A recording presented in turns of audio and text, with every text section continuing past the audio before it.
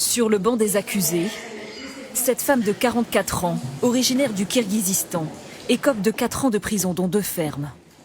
Elle est reconnue coupable de traite d'êtres humains, d'avoir employé dans des conditions indignes ces 57 travailleurs saisonniers. Ses bras droits, 2 personnes accusées d'avoir recruté les vendangeurs, sont condamnées à 1 an de prison ferme. C'est une décision qui a le mérite d'être historique dans la sévérité, dans l'exemplarité, la diffusion du message à tous. Le tribunal l'a dit lors de son délibéré qu'il fallait aussi que tout le monde prenne la mesure de la situation. Il y a 2 ans en Champagne, les victimes, la plupart sans papier, venues du Mali, du Sénégal ou encore de Mauritanie, étaient logées dans cette grange, sans eau ni électricité.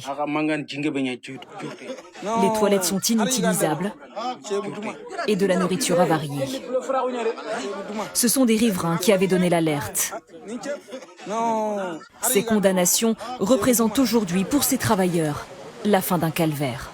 C'est une bonne nouvelle, vraiment, on est très content, on est fiers aussi. Il a mérité, monsieur. Il a mérité. Donc, ce qu'il a fait, c'est incroyable. Donc, 57 personnes en situation comme ça, c'est impossible.